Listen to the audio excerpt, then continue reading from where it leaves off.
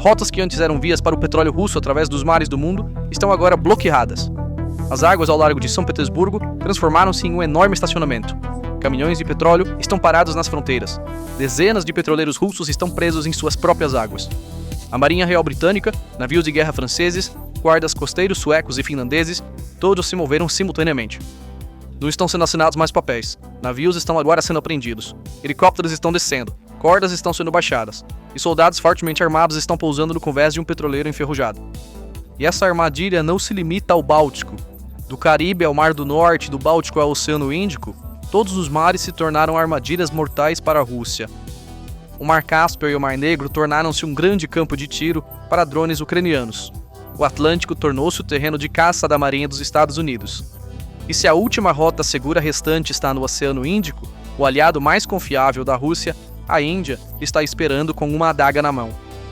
Não há mais um único porto ou rota segura no mapa mundial para os petroleiros russos. O jogo acabou para aquela frota secreta, a galinha dos ovos de ouro da Rússia. Bilhões de dólares evaporaram em um único movimento. Vladimir Putin foi colocado em xeque, não no campo de batalha desta vez, mas em mar aberto. Na noite de 9 de fevereiro, as forças militares dos Estados Unidos realizaram uma operação crítica no Oceano Índico. O alvo, um petroleiro com bandeira do Panamá chamado Aquila II. Este navio era um dos elementos mais ativos da frota sombra da Rússia. Estava operando no Caribe, ignorando a quarentena declarada pela administração Trump. Após ser detectado no radar dos Estados Unidos, o navio tentou escapar para o Oceano Índico, mas foi em vão. O comunicado oficial do Departamento de Defesa dos Estados Unidos continha uma mensagem fria e definitiva. Ela fugiu e nós a perseguimos. O Departamento de Defesa rastreou e caçou este navio do Caribe até o Oceano Índico.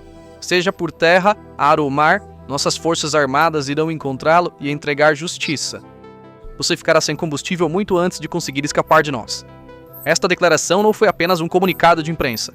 Foi um ultimato para o mundo inteiro, especialmente para todos que trabalham na Frota Sombra. O Aquila II estava transportando aproximadamente 700 mil barris de petróleo bruto pesado venezuelano destinado à China. Este petróleo agora está sob o controle da Marinha dos Estados Unidos, não de seu comprador. Em uma única operação, cargas no valor de dezenas de milhões de dólares mudaram de mãos. Mas o importante não era o valor, e sim a mensagem. Os Estados Unidos não estavam mais apenas aplicando sanções no papel. Estavam fazendo isso fisicamente com força militar no meio do oceano. Este não foi um incidente isolado. Desde o início de janeiro, a Marinha dos Estados Unidos havia iniciado uma caça sistemática. O petroleiro Sagitta foi apreendido em 21 de janeiro, depois vieram outros. Em meados de fevereiro, o número de navios da Frota Sombra apreendidos pelas forças dos Estados Unidos havia chegado a 8. Cada apreensão significava dezenas de milhões de dólares em valor do navio e dezenas de milhões a mais em valor de carga perdida. O dano direto total é estimado em mais de $500 milhão. Enquanto a Rússia tentava lidar com a Marinha dos Estados Unidos no meio do oceano, a verdadeira facada nas costas não veio de Washington, mas de Nova Delhi. A Índia, o maior pilar da retórica de Putin, o Ocidente não pode nos isolar, o Oriente está conosco, mudou de lado da noite para o dia. Este foi um desenvolvimento inesperado. A Índia tinha sido o cliente mais leal da Rússia por anos. O petróleo russo com desconto era o sustento da economia indiana. Mas no dia 7 de fevereiro tudo mudou. A guarda costeira indiana deteve 3 petroleiros ao largo da costa de Mumbai. O Al Jafia com bandeira da Nicarágua, o Asphalt Star com bandeira do Mali e o Stella Ruby com bandeira do Irã. Todos os 3 navios estavam sob sanções dos Estados Unidos por transporte ilegal de petróleo. Mas o que realmente importava era isto. Esses navios vinham usando a mesma rota há meses e a Índia nunca havia intervindo. O que mudou não foram os navios, mas as intenções da Índia. As autoridades indianas anunciaram que haviam descoberto uma rede internacional de contrabando envolvendo transferências de petróleo de navio para navio em alto mar. Esta era a tática mais básica usada pela Frota Sombra da Rússia, e agora a Índia está decifrando e bloqueando essa tática. Até ontem, a Índia era o maior cliente mundial de petróleo russo.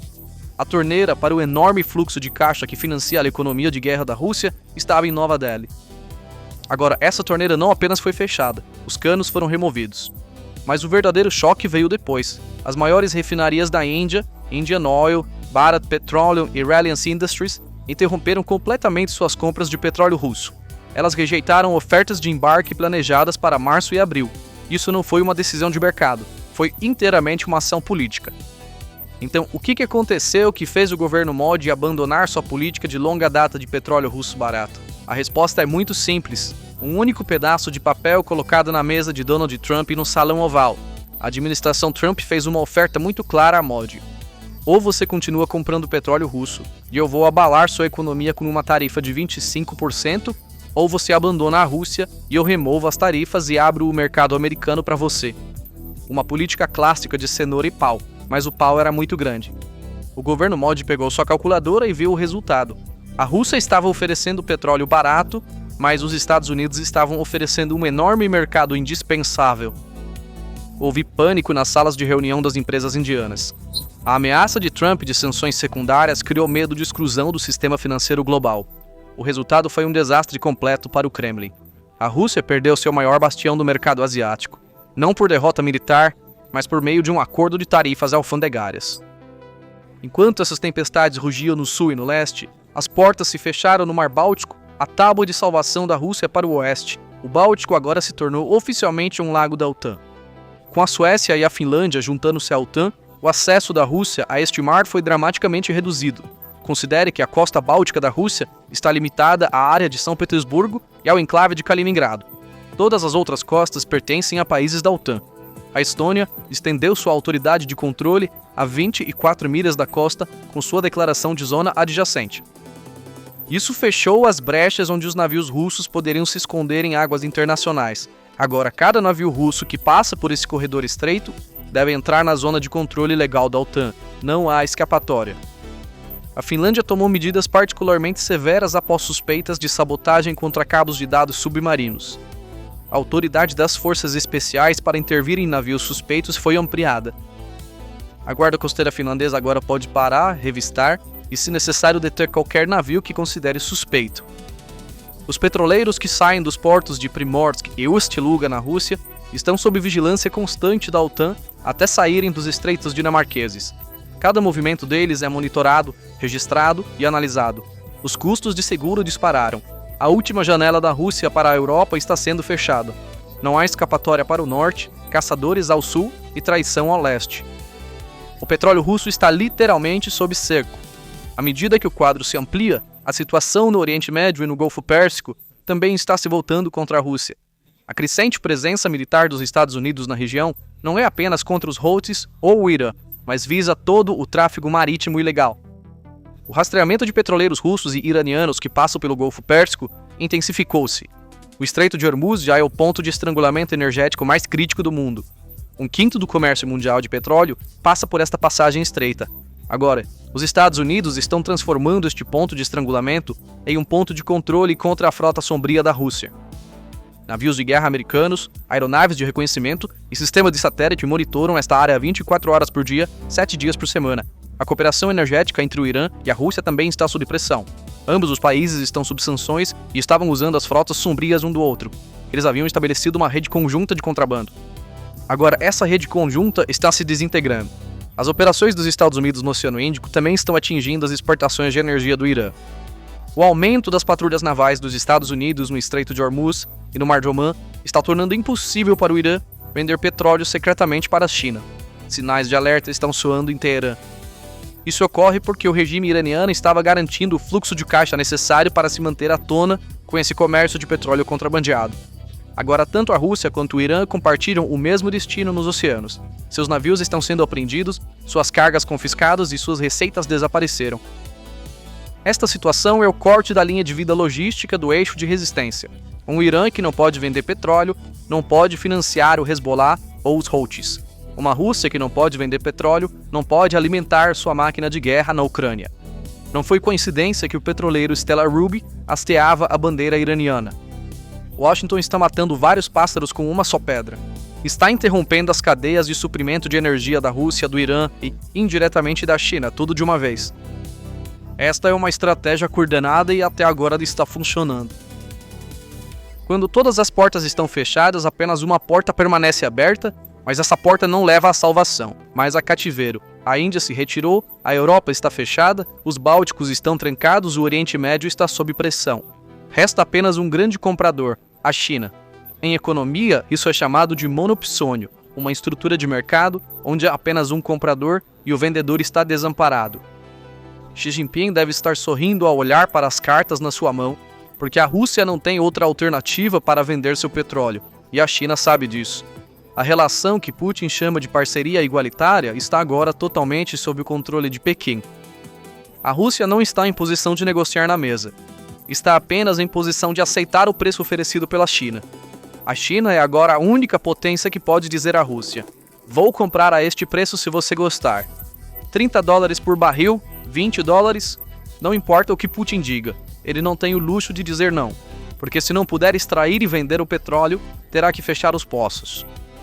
Reabrir esses poços nas terras congeladas da Sibéria levaria anos e custaria bilhões de dólares. Além disso, a China não está apenas comprando petróleo barato, mas também aumentando a dependência tecnológica da Rússia.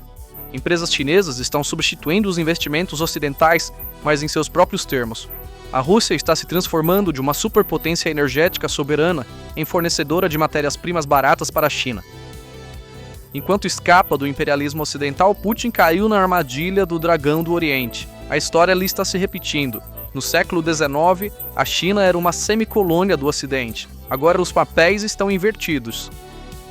O custo dos danos é impressionante. Vamos começar com as apreensões de navios. Cada petroleiro, incluindo o valor do próprio navio e sua carga, varia em média $100 bilhões. Com a perda de 8 navios, aproximadamente $800 milhões evaporaram em uma semana. Esse dinheiro foi diretamente eliminado do orçamento do Kremlin. No entanto, a verdadeira destruição não são essas perdas imediatas, mas a perda de renda sustentável. A interrupção da frota sombra, a explosão dos custos de seguro e, mais importante, a perda do mercado indiano estão criando um enorme buraco negro nas receitas anuais de energia da Rússia. De acordo com analistas, essa lacuna pode exceder $30 bilhões anualmente. Não há reservas para compensar perdas de receita dessa magnitude em um momento em que o Fundo de Bem-Estar Nacional da Rússia já foi esgotado. Com a guerra custando bilhões de rublos por dia, um corte tão acentuado na receita é uma prova matemática de que Moscou está sendo levado ao caos econômico, incapaz de pagar salários ou controlar a inflação.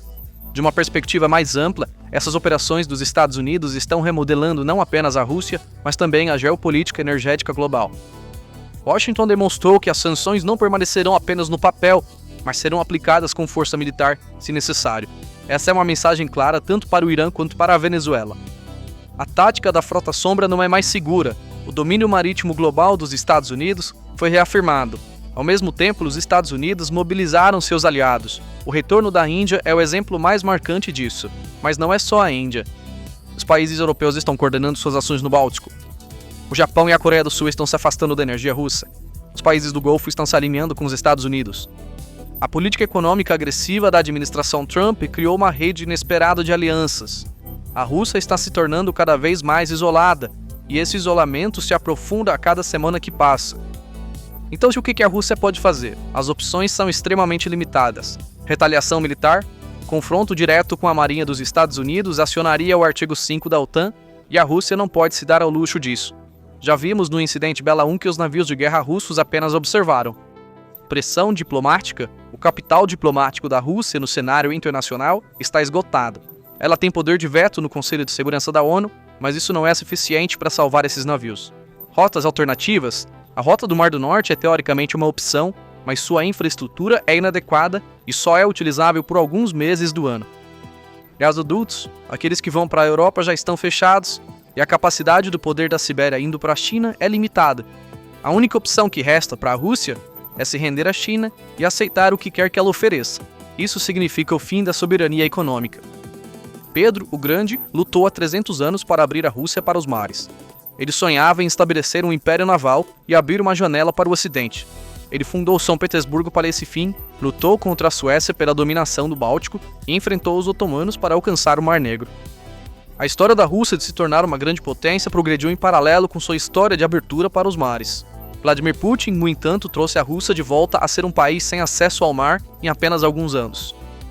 As pontas de lança da Marinha dos Estados Unidos no sul, a traição da Índia no leste, a cortina de ferro da OTAN no norte, os mares não são mais rotas comerciais para a Rússia, mas becos sem saída.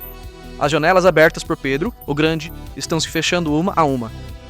A história mostra que potências que não conseguem dominar os mares não podem sobreviver a longo prazo. Espanha, Holanda, até mesmo o Império Otomano começaram a declinar quando perderam sua supremacia naval. O Império Britânico governou o mundo enquanto dominou os mares. Se os Estados Unidos são a superpotência mundial hoje, a razão mais importante é o seu controle dos oceanos. A Rússia agora está à beira do mesmo destino. Mísseis hipersônicos ou ameaças nucleares podem fazer manchetes, mas não são os mísseis que vencem guerras. São os petroleiros que trazem o dinheiro para produzir esses mísseis, e esses petroleiros já não conseguem chegar ao porto. O que poderia acontecer nos próximos meses? Existem vários cenários. Cenário otimista: a Rússia não consegue suportar a pressão econômica, senta-se à mesa de negociações na Ucrânia e as sanções são parcialmente aliviadas. Mas isso colocaria em risco a sobrevivência política de Putin. Cenário pessimista: a Rússia torna-se ainda mais agressiva. Os ataques híbridos aumentam, a sabotagem de cabos submarinos se multiplica. Mas isso também endurece a resposta do Ocidente. Cenário mais provável: a Rússia torna-se gradualmente economicamente dependente da China. As exportações de energia diminuem, mas não param completamente. A economia de guerra encolhe, mas continua. O conflito na Ucrânia se arrasta, mas com menos intensidade. E a Rússia recua silenciosamente do status de superpotência para potência regional. Isso não é um colapso repentino, mas um derretimento lento. Como resultado, o que está acontecendo agora é um dos bloqueios econômicos mais abrangentes da história moderna. Os Estados Unidos, em coordenação com seus aliados, estão estrangulando sistematicamente as exportações de energia da Rússia. Do Caribe ao Oceano Índico, do Báltico a Hormuz, todos os mares se tornaram campos minados para a Rússia. A estratégia da Frota Sombra colapsou. O retorno da Índia tirou a carta da Ásia das mãos da Rússia, e a China está esperando para aproveitar a fraqueza da Rússia. A Operação Lança do Sul não é apenas sobre apreender alguns petroleiros. É o exemplo mais claro da diplomacia de canhoneira do século XXI. As sanções não estão mais apenas no papel. Elas estão sendo aplicadas no meio do oceano, na ponta do canhão. O Kremlin está perdendo esta guerra silenciosa no mar, e quem perde os mares acaba perdendo a terra. O status da Rússia como potência global está se erodindo dia após dia. Se você não é o senhor dos oceanos, também não pode respirar em terra. E para a Rússia o oxigênio está acabando. Continuaremos a monitorar de perto esses desenvolvimentos nas próximas semanas e meses. Então, quais são seus pensamentos sobre isso? Por favor, compartilhe suas opiniões nos comentários. Para se manter informado sobre as análises exclusivas da PPR Global, inscreva-se em nosso canal e ative as notificações. Obrigado por nos escolher. Obrigado por nos escolher. Obrigado por nos escolher.